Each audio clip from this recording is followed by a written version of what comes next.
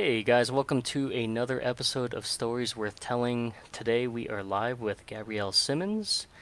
And Gabrielle, just because we're limited on time, why don't you just tell us about what you do? I do a lot. So one of the main things that I do here in Colorado Springs is real estate wholesaling, and I manage acquisitions with a local investor who our target this year is to do 50 fix and flips. Wow, Yeah, we're more than halfway there right now, so that's pretty exciting. Actually, we should be a little bit further, but anyways, I also am a trucker. So 2 months ago, I just stopped trucking to come back here and do the real estate thing full time. But I still hold my CDL. I still plan to go out on the road on occasion, even if just for fun. I have my own semi truck, so lots of freedom that comes with that. I really enjoy. that's awesome. Yeah, I know. So for me, being part of the trucking industry for a long time, there was a point in time where I think it was 80% of the truckers were kind of owned by corporations because it was too expensive to be an owner operator and having to front so much money up front, and it's crazy because I didn't realize that, that it's not just like a little bit of money that you're fronting. You're talking like maybe 20 to $30,000 up front, for gas and fuel and food and all that stuff. So it's really impressive that you have your own truck. So for those of you who have been maybe in the insurance industry, it's kind of a fun fact for you. But for those of you who don't, maybe you don't realize some of those things. But no, I love your story. Thank you so much for being a guest here. I know that we talked about this and kind of been planning on this for a little while, so I appreciate you taking the time. And so what's fascinating to me is that I work with a lot of realtors, right? And but the wholesaling piece is so incredible. So guys, if you are tuning in, just type in hashtag live to let us know that you're live. If you're catching this on a replay, hashtag replay. And at any point in time, feel free to comment or ask any questions, whether it's on the live or the replay, and Gabrielle will be able to see them and respond to you as well. Okay. So let us know if you guys have any questions whatsoever.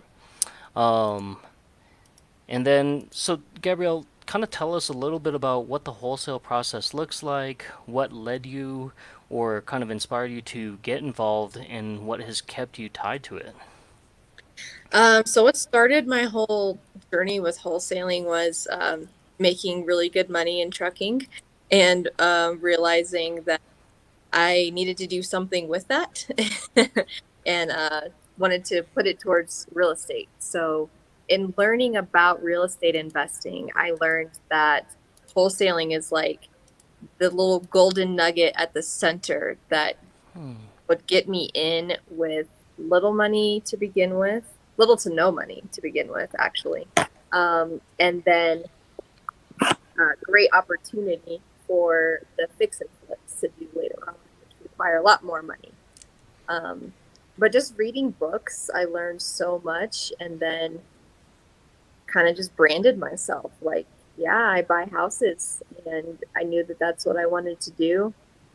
Um, and my first few wholesale deals all came from word of mouth. I did zero marketing, just family and friends who knew what I was doing and what I was about, spreading the word, and brought me some really great deals. Wow, that's incredible. So that allowed you to kind of fast track, then, sounds like.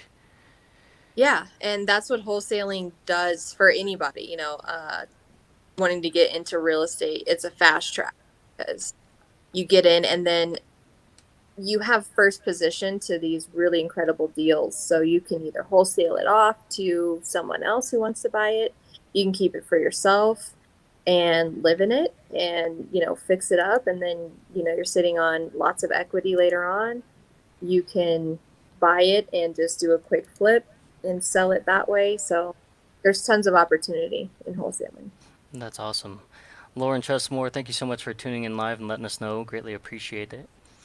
Um, so For somebody like myself who has no idea, right, in regards to that, but the interest is piqued, or obviously, right, because they always talk about the two biggest ways um, it, to financially be where you want to be is through real estate and through investments. And so, what does that process kind of look like? And again, you don't have to give away like if you guys have any secrets that you're working on, but just kind of walk me through what that process looks like for somebody who's completely brand new and is like, well, I've heard of this, but I don't understand it. You know, my familiarity is just kind of like, oh, the signs on the corner that says we buy homes. You know, so if there's any stigmas that you want to maybe break right now, this would be also a great time to maybe introduce some of those as well. Sure.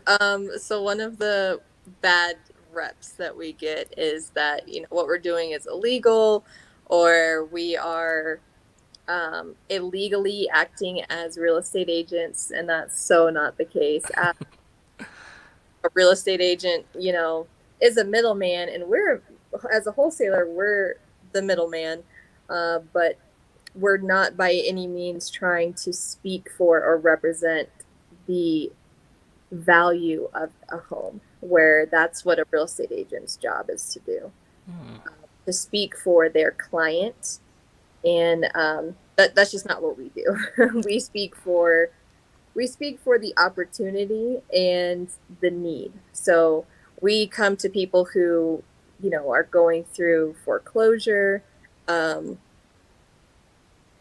they maybe their needs a lot of repairs. They can't afford to fix it. Someone who needs to move really, really fast. We work with a lot of military people, especially. Yeah, and I think that maybe here more so, but maybe other places, maybe it might be a little bit harder to understand. And so, uh, and this is kind of a picture that was painted to me, I guess. So let's say somebody's maybe in foreclosure, right? And we know that what comes from that, is that they're going to lose their home, they're going to lose any equity that they have in there. And so for somebody like yourself who may be able to come in and say, hey, you know what?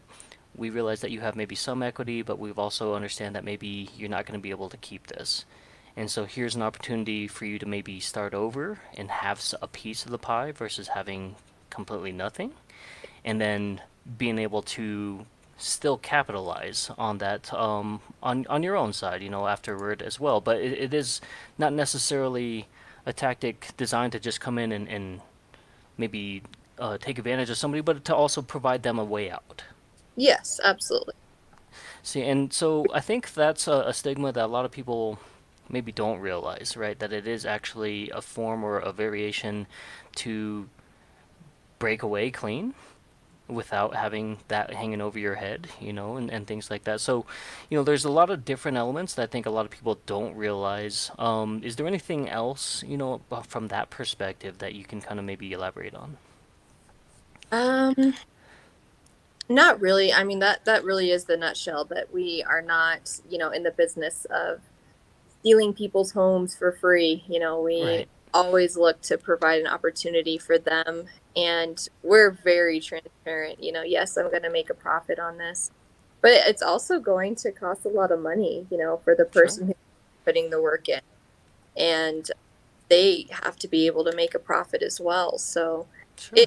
we always aim to make it a win-win-win for everybody. Sure. And there's risk involved, obviously, from your end, right? When you turn around and knowing that, you know, can you sell it? Can you flip it? Can you rent it out or whatever? Um, without losing any money on top of it, because that's always a potential. So housing market could crash any day. Things happen, maybe if you don't have an inspector, right? Oftentimes, things like that. So there's a lot of different things that people don't realize that from the investor side as well. So. Yeah, yeah, absolutely. Yeah. Well, good. I'm glad that we could clear the air on some of that because I think that oftentimes a lot of people only hear certain things, and oftentimes what they pick up are maybe the most fearful of things. And so for you to be able to kind of clear that and let people know, I do have a few friends that are in wholesaling. I have my friend Jacob who's down in Florida doing some really big things. As well, so I'll definitely want to make sure I get you guys connected as well. He'll probably catch this at some point, also. Um, Yeah, I love the. s- so, for you, what keeps you tethered to this? What gets you up in the morning? What's your why in terms of, being able to do what you do? Um, it's a few things, but most importantly, I actually made a post about this yesterday. I, me and my fiance, one of our goals is to have a lot of kids and for him to be a stay-at-home dad and for me to keep working. And I really enjoy helping people. Hmm. This gives me that opportunity every single day to help people.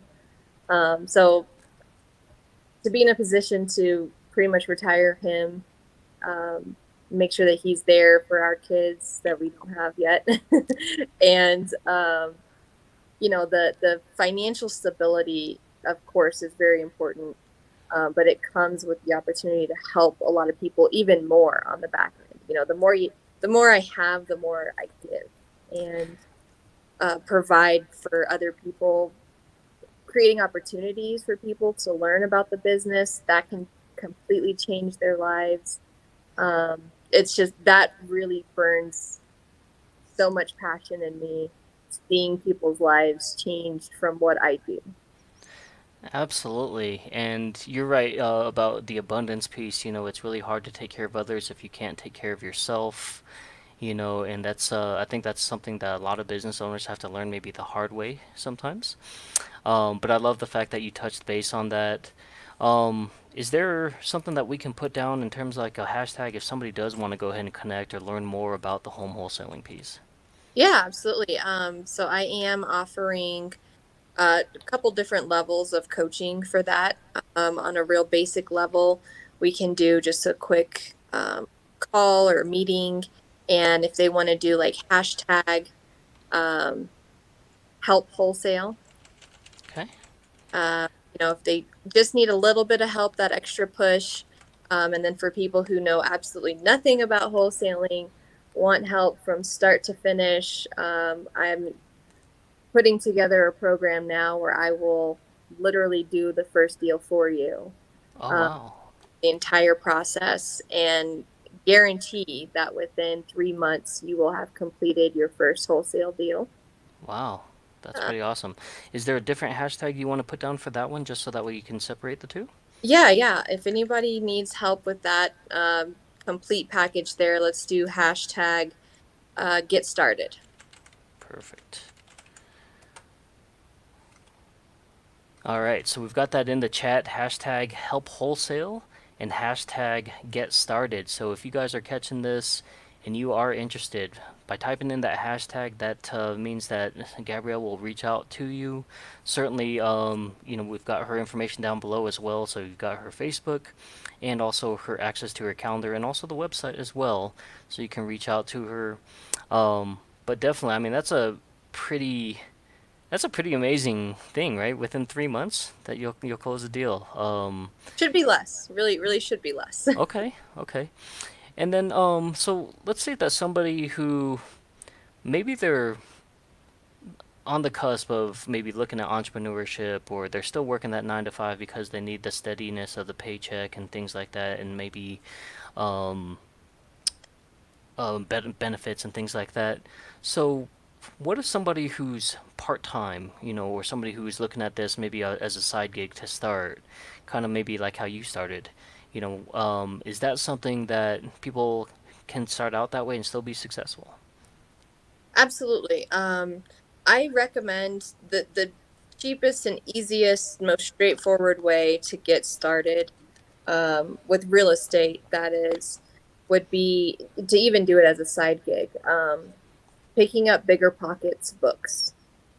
Any book by Brandon Turner, David Green, or Jay Scott through Bigger Pockets Publishing. They have a whole entire platform, but those books, they really helped me so much. So anyone, whether they want to do it as part-time or full-time, just to kind of get that foot in the door and get started learning the process, that's going to really help. Okay, okay.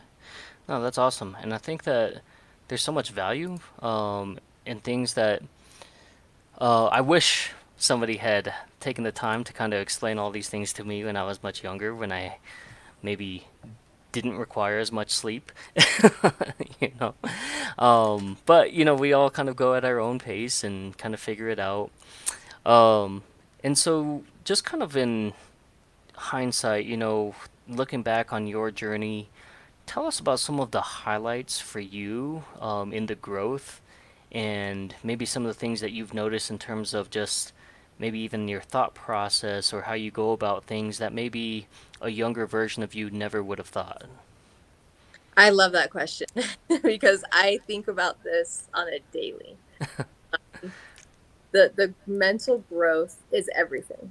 And let's see, I think every year I have a new I break through a new threshold of like new ways of thinking. And then you can't really go back. Um, once you've reached certain levels, you just can't go back to the way you were thinking before.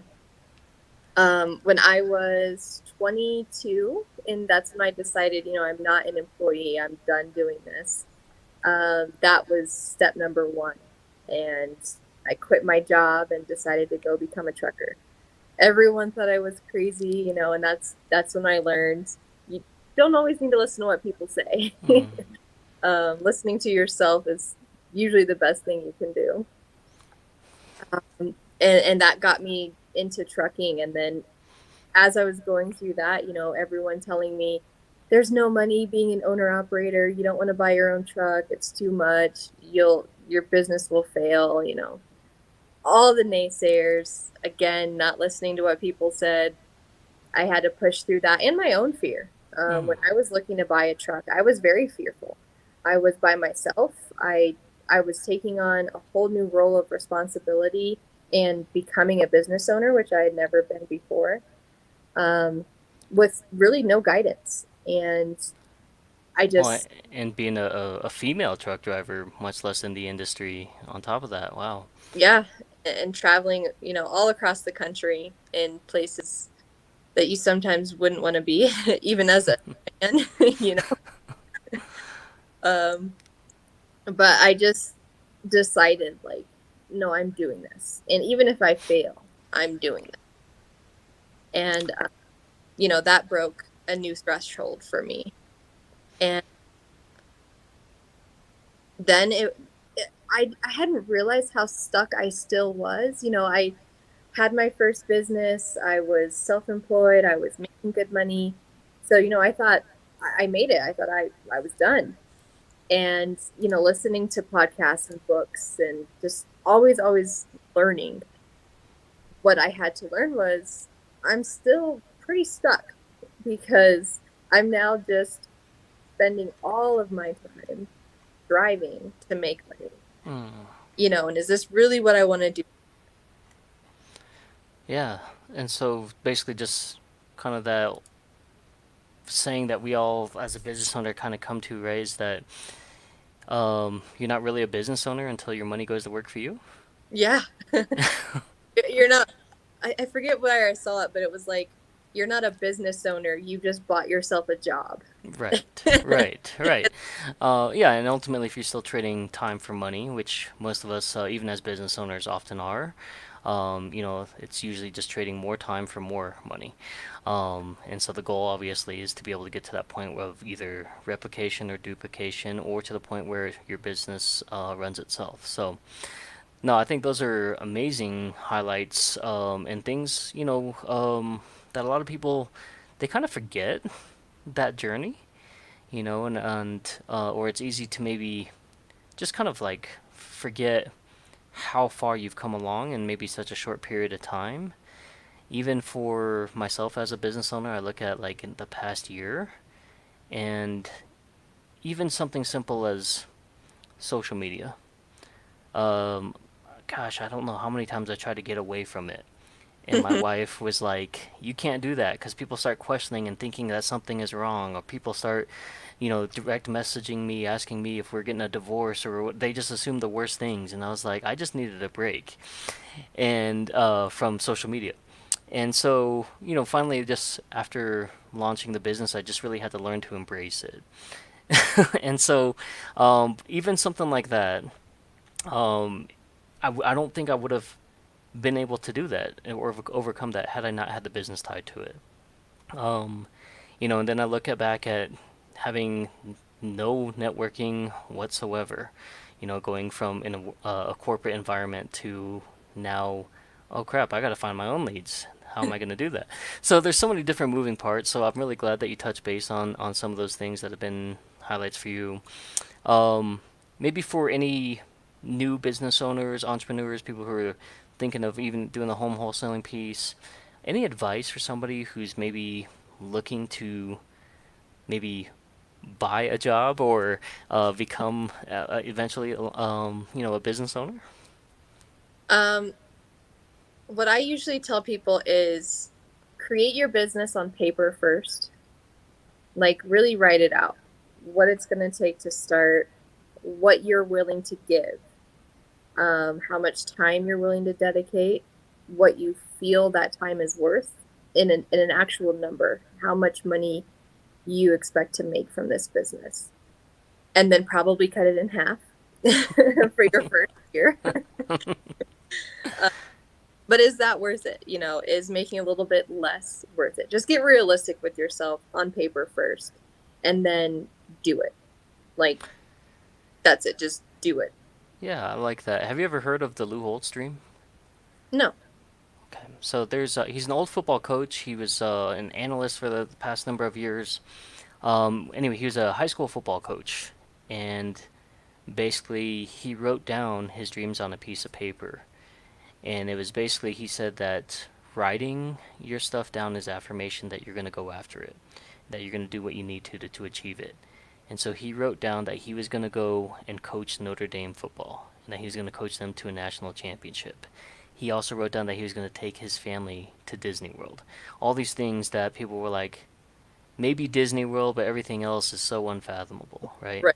Well, I think it took like a while, but several years later, he did go and coach Notre Dame football, and he did win a national championship, and all these different things. And so they call it the Lou Holtz dream, but it's basically just affirmation of writing your stuff down that turns around, and basically it's affirmation to yourself that you're going to do it. That's why having those goals constantly around you, visible access, all those things are really make a big difference. And I tell people all the time, um, wherever you're spending your time, you will find opportunities, right? And so if you're spending time trying to find all the wrong and right things about politics, especially right now, you will find them, Yeah. right? You can go down a rabbit hole. And so wherever you spend your time, wherever you're putting your energies, you will find those opportunities. So I feel like that a lot of the persistence piece and really, like you said, going after it and really, is it worth your time? And so I'm kind of in a mindset now where I tell people that you can work 50 years for a corporation and do the same thing day in and day out without maybe the ability to stretch yourself in any form of capacity. And people that can do that, there's nothing wrong with that. That's perfectly fine. I'm not built that way. It took me a long time to realize that I was a horrible employee, because I was always trying to find a better way, fight the system, do something, and it wasn't designed for improvement from that, because the way that the corporation works is it streamlines from the top down. Um, and so my mindset is now is like, if I can teach somebody to create opportunity for themselves, and they can spend a solid 4 to 5 years building this, and then turn around and learn to redream again, and really go after the things that they truly Hmm. want to do. So I know that that's kind of your mindset as well, and I love that. Um, and then what about any advice that you might give for somebody who's like, man, how do I get started? What do I do? Or if they're already doing it and they're thinking about maybe calling it quits, regardless. And this is just kind of general advice for any sort of entrepreneur business owner. Um,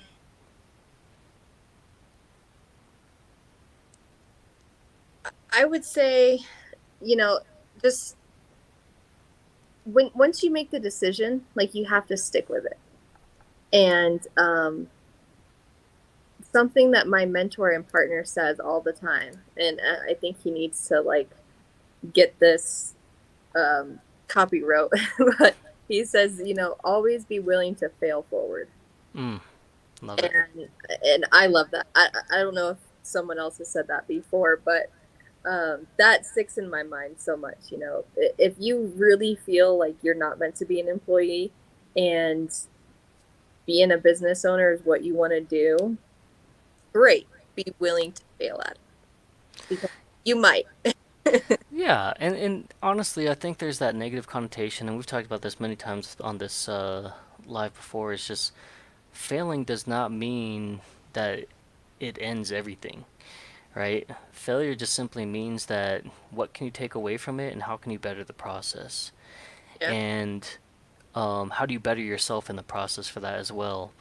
And I tell people all the time, oftentimes it's joking that I've always failed my entire life, right? I've always been rejected by in the dating scene. I was always rejected, by my parents because I wasn't doing the with things that they expected me to do, blah blah blah, right? But ultimately, at the end of the day, you can learn to trust yourself. You can learn that you've gained all the knowledge, right? You spent enough time and energy in the things that you're passionate about, and yeah, you might fail, you might struggle, it might not come out the way that you envision, but it just might come out even better than what you expected as well. Right. And a lot of people, when they get paralyzed by fear, they forget about that part. They forgot what it's like to dream again. They forgot what it's like to remember that feeling of anticipation that maybe maybe I can have something there. Maybe I can experience some of those things that everyone else saw in me that maybe I truly didn't believe because life has been so harsh. And so being able to, again, fall forward, I love that saying as well. I use that often. It's powerful. Fear of failure used to be one of my biggest problems in everything, in relationships, in business, well, not in business, in work, being an employee, even in purchasing a car. I didn't want to buy a car because having a payment, then what if I can't make the payment? And, you know, just fear is everywhere if we let it be everywhere. Absolutely. So this right here is kind of like your moment. I want to take the next few moments to allow you to just, I think one of the powerful moments for me is being able to remember to be thankful and grateful. You talked a little bit about that, about mentorship, and I am a firm believer that mentorship is really powerful. And again, regardless if they're watching or not, who are some of the people that you would like to credit and thank for just kind of help molding you to where you're at?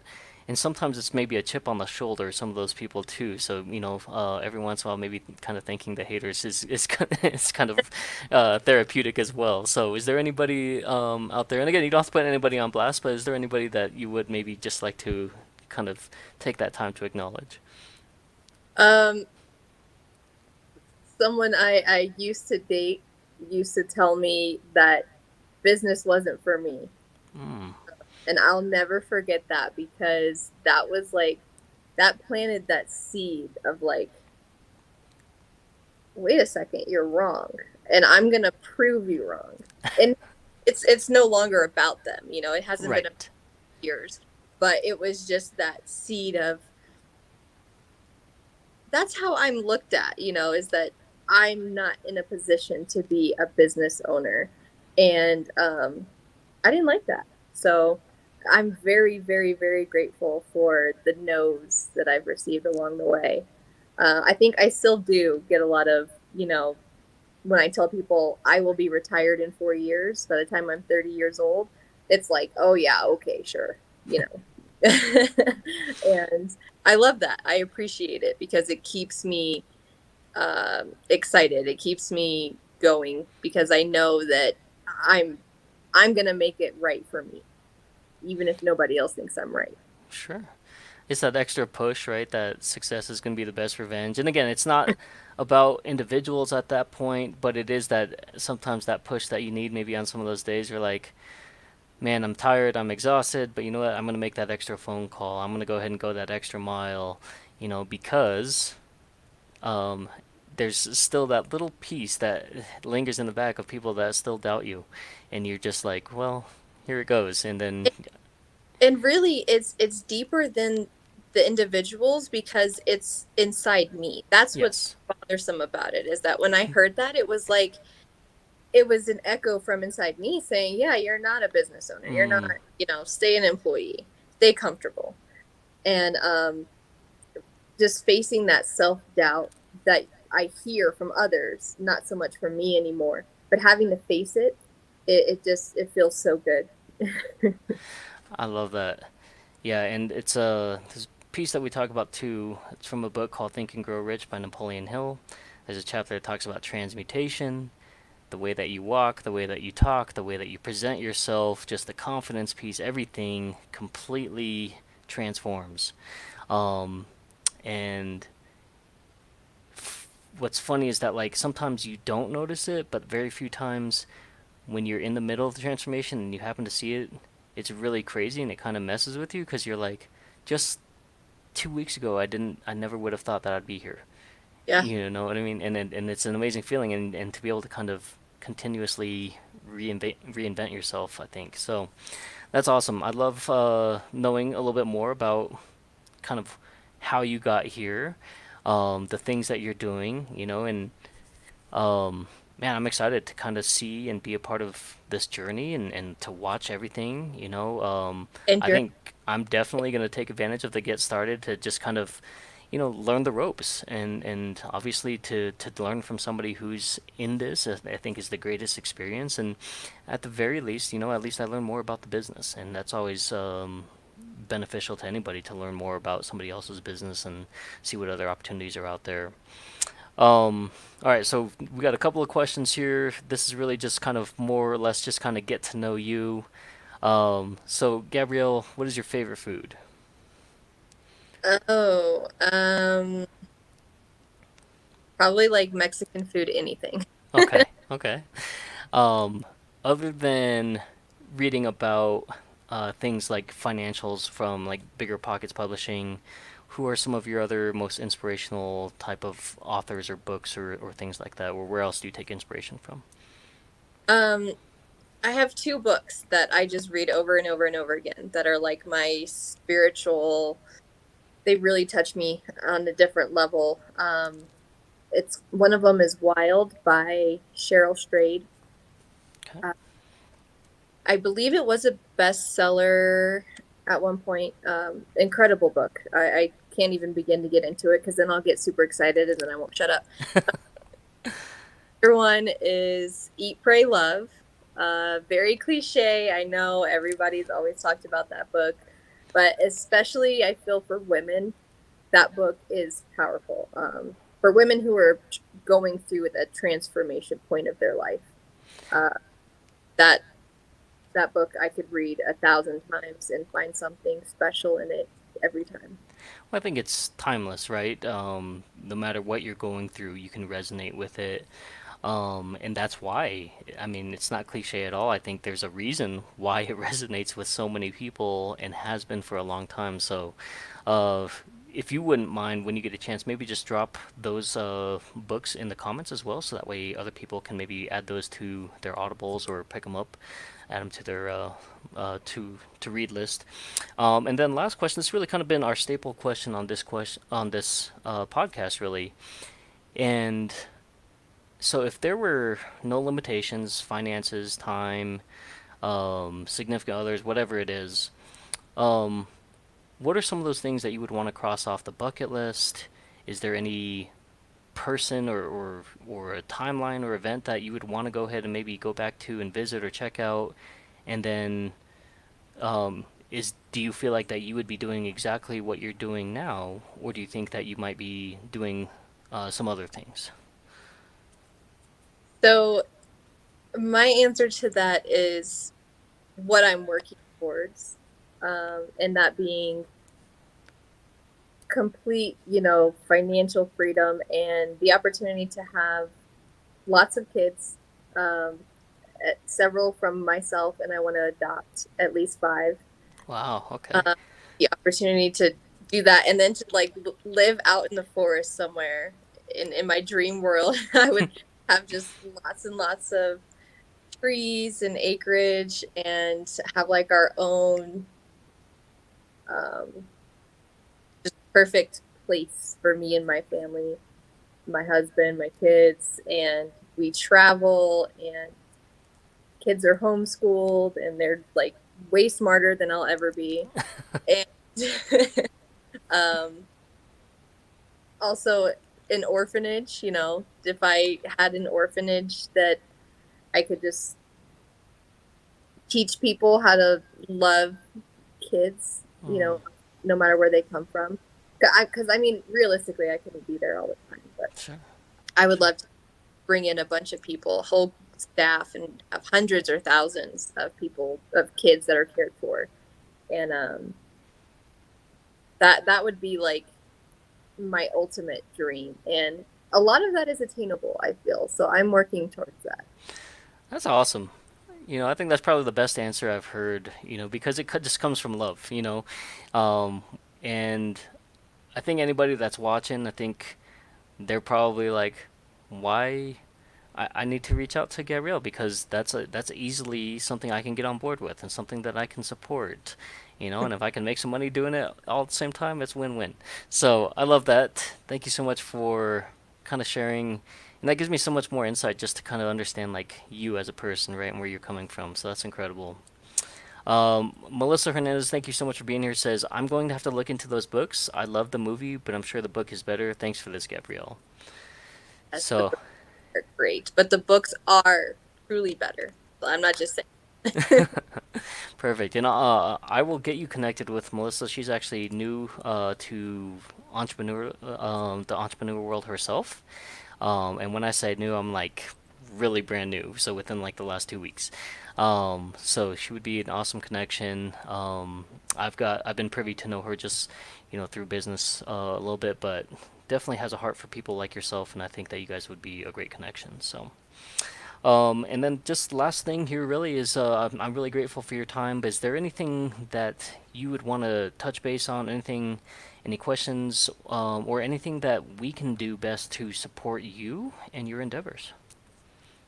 I did just want to mention that aside from all the business and entrepreneur life, um, big goals and dreams, I also am all about people. Like, and I know I've made that clear, but in a more personal sense, like I really, really enjoy meeting people, just going out to lunch. I do meditations. If anybody ever wants to link up and do a meditation or a hike, I usually do them early in the morning, very early. Um, and I also love to go around and pick up trash. Hmm, Uh, this is my hometown. I love to keep it clean and beautiful. love that. So yeah, I feel like there's a way for me to connect with everyone out there, and I hope to get the opportunity to really do that as much as possible. Absolutely. Well, we're really thankful to have you as part of our community. I think you're going to be a huge asset here for a lot of people, and um, we are actually going to have, as part of the Something for Everything group, we're going to have a happy hour. So it's actually being worked on right now. So we actually have an opportunity to meet people within the group, and it'll be open invite for other entrepreneurs and business owners as well. I'm going to also throw in another hashtag here, and I think that just kind of, I think this happened shortly after we met, and then there was kind of an update on it a few weeks ago. But you'll know exactly what I'm talking about here. I'm gonna type in hashtag bear, and Yeah. so anybody that does connect or would love to hear this amazing story, you can type in hashtag bear. Gabrielle will be more than happy to share the story with you. It's pretty awesome actually. Um, and then to see the update and the aftermath of that, So I greatly appreciate you taking the time to share and then follow up with that, because oftentimes I think, we see or read some of these stories and have to come back and be like, I wonder whatever happened to that. So I appreciate you sharing that. Um, but yeah, again, thank you so much for your time. And guys, if you do want to connect with Gabrielle, even as a business owner, just to kind of, again, maybe share some ideas or connect with a new business owner or somebody else, right here in this community. All the information is right here below. And then you can also definitely do the hashtags here. And so it looks like Melissa has already said that she would love to do a meditation Yes. with you, so and connect with you. So that's awesome. Um, Guys, I can't thank you enough for tuning in. It's been a while, obviously, because of just so many different things going on for business owners, for work, for COVID, and at home schooling, and all kinds of stuff. So, as always, just be good to each other. Thank you so much for tuning in to another episode of Stories Worth Telling. And then I believe our next scheduled guest will be a author who's actually number one in 10 different categories on Amazon. She's actually goes by the name of Money Honey, and her name is Rachel Richards. So we're excited to have her. I don't have an exact date on that yet, but she will be coming up here within the next few weeks. So thank you guys so much, and we will catch you next time. Take care. Thank you.